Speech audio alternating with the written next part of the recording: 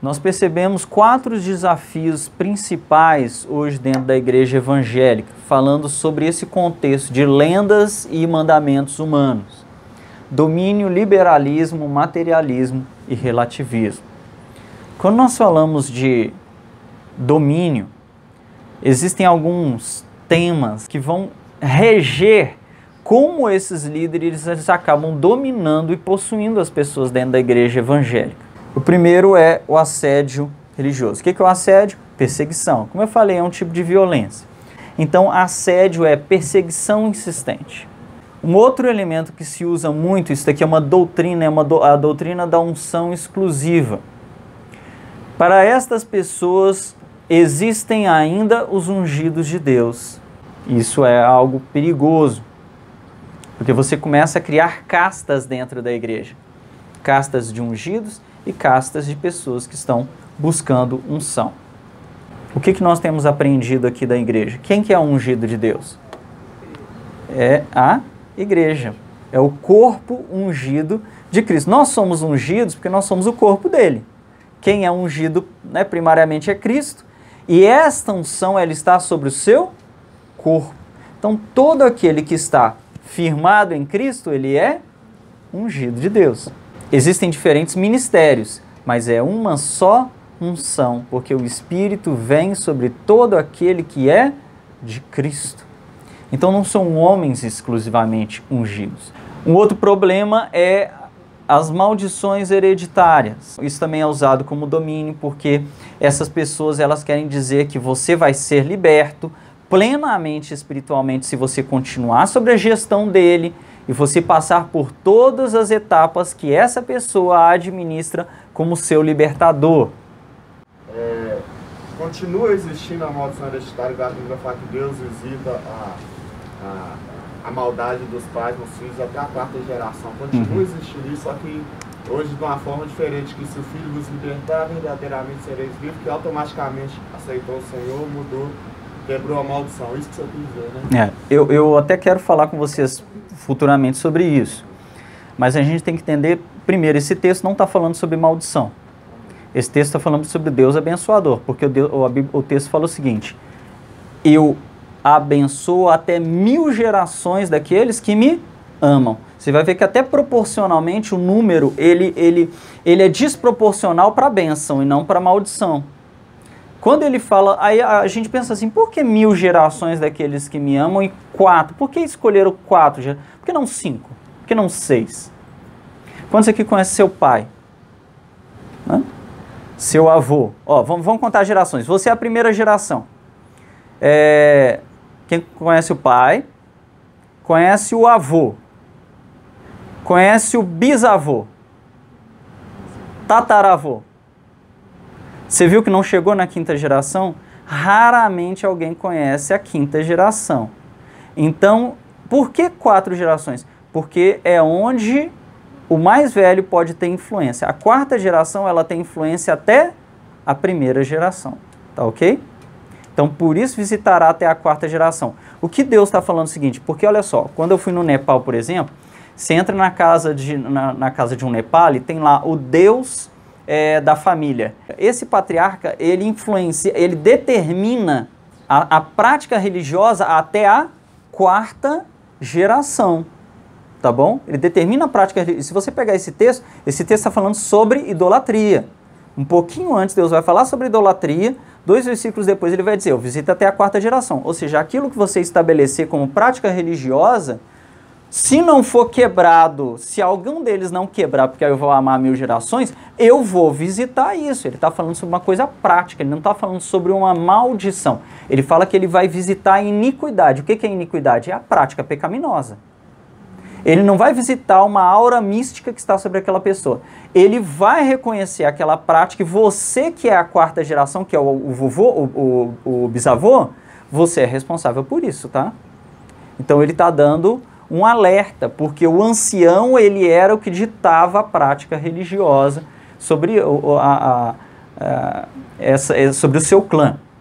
Mas depois a gente vai pegar esse texto especificamente quando a gente for falar sobre esse Deus abençoador, para mostrar que Deus ele não amaldiçoa, ele não quer amaldiçoar, Ele é um Deus que quer abençoar, e por isso ele coloca isso proporcionalmente muito claro, quando ele fala assim, eu te abençoo 1000 gerações, mas eu vou visitar até o seu bisneto se você ensinar errado.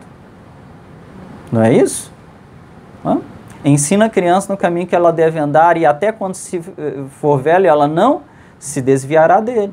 Então ele está falando o seguinte, eu vou visitar o seu filho se você ensinar errado. Não pense que você está ensinando algo errado e que a culpa vai cair sobre você, porque ele vai praticar o que você está ensinando e eu vou visitar. É isso que ele está falando aqui. Então, mas depois a gente vai abordar com mais calma isso daí. Agora, geralmente isso é abordado de uma forma mística.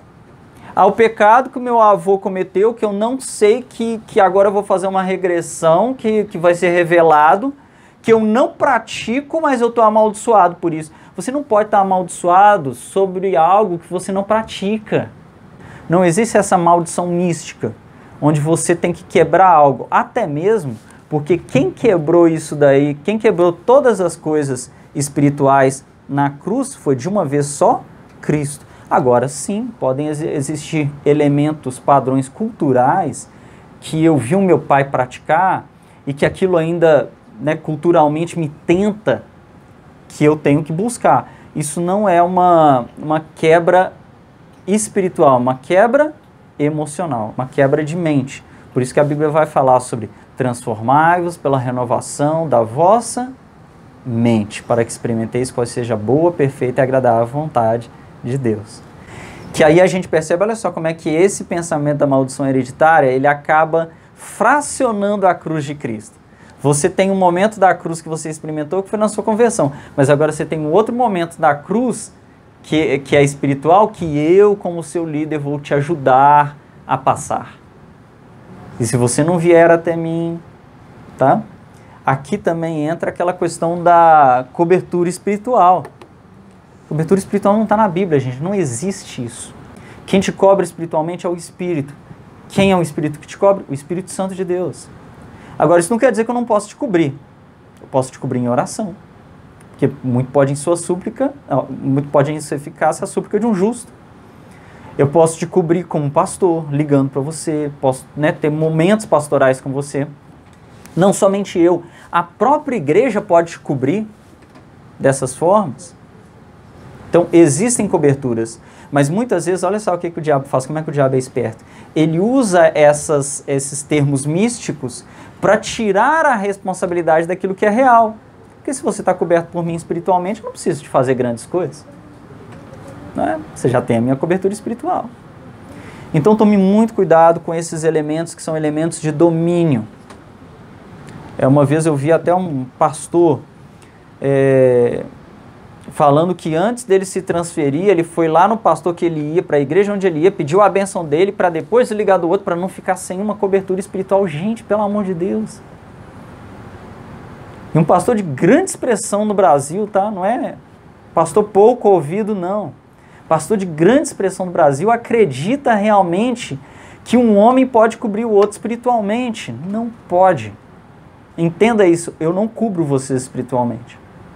Eu cubro vocês como pastor, segundo o ofício que Deus me designou, nas liberdades e limitações que isso traz. E uma das limitações é física. Eu não sou espírito. Não posso cobrir vocês espiritualmente. Isso quer dizer que se você quiser uma inserção mais prática de cobertura, ou você tem que me buscar, ou eu tenho que buscar vocês. Tá? Isso é prático, mas isso é bíblico. Isso é bíblico. Você vai perceber que todos esses daí, eles são objetos da antiga aliança. Não necessariamente da lei, mas são elementos que aparecem na antiga aliança. Por isso eles embasam todas essas ferramentas em textos do Velho Testamento. Porque na velha aliança, o derramar do Espírito Santo ele era realmente administrado de uma forma diferente por Deus. Não eram todos que eram ungidos, eram realmente alguns. Só que na nova aliança, não. Na nova aliança derramarei o meu Espírito sobre toda a carne, sobre todo o corpo. Então, primeiro elemento aqui é o domínio. O segundo elemento, ou segunda problemática da igreja brasileira atual é o liberalismo, é o desprezo à palavra de Deus, o progressismo e o racionalismo. É onde a Bíblia ela não é mais o meu parâmetro para ser igreja. Então você vai ter muitas igrejas hoje se reunindo sem ter a Bíblia como parâmetro claro. Eles até dizem que tem. Não, a Bíblia é a palavra de Deus, nós respeitamos a Bíblia como a palavra de Deus. Mas e isso daqui que está ocorrendo? Ah não, isso daí você está sendo careta, né? Mas é o texto bíblico. Uma vez eu estava falando sobre essa questão, né, pegando aquela lista de Timóteo, eu estava ensinando isso dentro de uma igreja, e aí alguém falou assim, mas o meu pastor está no 3º casamento e é uma bênção. Aí é um problema, né? Porque o que é mais importante? Pelo que eu me movo? Pela experiência ou pela palavra? Mas e quando a experiência diz o contrário do que a palavra está dizendo? O que eu vou respeitar mais? A experiência ou a palavra? Esse é um ponto. Nós não nos movemos pela experiência, nós nos movemos pela palavra. Então, quando você escolhe um presbítero, você não escolhe porque ele é a melhor pessoa do mundo, e talvez até seja. Talvez até seja. Porque Deus não amaldiçoa casamento, ele pode estar no 3º casamento e ser um homem fiel, ser um excelente marido, ser até um exemplo. Mas ele não está apto para exercer o ministério. Por quê? Porque a palavra de Deus diz. Isso é religiosidade. Não, isso é cristianismo. Porque você não pode ter cristianismo sem a palavra de Deus. Então o liberalismo teológico ele tenta subjetivar a Bíblia, dizer que a Bíblia ela não é a palavra de Deus, ela só contém a palavra de Deus e tem muita coisa descontextualizada, então nós temos que adaptar muita coisa para que nós não venhamos a ferir os nossos irmãos que querem viver em iniquidade. Essa é a verdade. Ah, eu não posso ferir o meu irmão que está vivendo em iniquidade. Não, então eu tenho que permitir que ele fique na iniquidade sem dizer que ele está em iniquidade. Queridos, isso não é um ato de amor, isso é um ato de ódio. Liberalismo, relativismo, é a questão, né, tanto do hedonismo, quando eu faço tudo que me agrada, quanto da questão da hipergraça, onde Deus me salva independente do que de quem eu sou, Deus não olha o pecado, não importa o que você faça, Deus ele sempre vai te amar. Sim, Deus ele te amou, ele amou toda a humanidade. Isso não quer dizer que uma parte da humanidade não vá realmente ir para o inferno. Inclusive, essa questão do relativismo vai principalmente relativizar a questão do inferno. Você vai ver grupos dentro da igreja dizendo que o inferno não existe. O estado é simplesmente um estado de ausência de Deus, mas que Deus a graça vai salvar todo mundo. E você tem por último aqui o materialismo, que é onde uma outra característica, uma outra problemática da igreja moderna, que é onde as pessoas só falam sobre dinheiro, só pensam em dinheiro e só abordam isso. E a partir disso daí vai funcionar aqueles 3 fundamentos da religião, que é a culpa, medo e ganância. Então, se você oferta porque você tem culpa, ou porque você tem medo, ou porque você está barganhando com Deus. Ganância. Eles afirmam conhecer a Deus, mas por seus atos o negam. Olha só que interessante. Eu falo uma coisa, mas o ato nega.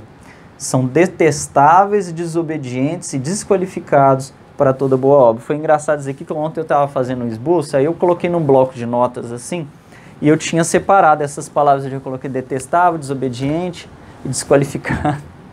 Aí a Ângela viu o bloco de notas e ela falou para mim assim, nossa, está usando umas palavras muito fortes. Só que ela não sabia que eu tinha tirado do texto. Aí eu falei, não fui eu não. Quem usou essas palavras aqui foi Paulo. Eu até pegaria mais leve, mas gente, a Bíblia não pega leve. Sabe por quê? Pegar leve não é um ato de amor. Eu não estou falando que você tem que ser grosseiro com as pessoas. Mas dada a intensidade do que estava ocorrendo aqui, Paulo estava falando isso em amor. Mas ele deixou bem claro, são pessoas detestáveis, desobedientes e desqualificados. E assumindo que existem pessoas assim que querem liderar o corpo de Cristo, aí eu vou conseguir mudar muita coisa. Primeiro, se eu descobrir que eu sou assim, Eu vou me arrepender, confessar e vou melhorar. Se eu descobrir que eu estou sendo liderado por alguém que é desqualificado, o que eu tenho que fazer? Ficar submisso àquela pessoa? Gente, sai. Paulo, ele fala, se eu vier aqui pregar algo diferente do que eu já preguei antes, que vocês tratem o que eu estou falando como um maldito. E eu estendo isso para vocês. A qualquer momento que eu negar a palavra de Deus, né, eu espero que isso nunca ocorra, mas se ocorresse, vão embora. Às vezes vai ser a chance de salvação que vocês estão me dando. O que a gente pode resumir hoje? Primeiro, submissão integral à palavra de Deus. Eu não me submeto parcialmente. O cristianismo não é uma submissão parcial à palavra de Deus. É uma submissão integral à palavra de Deus. Segundo, eu tenho sim que julgar segundo a sã doutrina em amor, com boa motivação, as pessoas para que eu possa, inclusive, ser instrumento para o crescimento delas. E terceiro, esse julgamento ele tem que estar sempre presente para mim também. Eu não me julgo segundo a minha consciência pode ser enganosa, mas quando eu olho para a Bíblia, eu tenho que deixar a Bíblia me esbofetear e me espancar constantemente.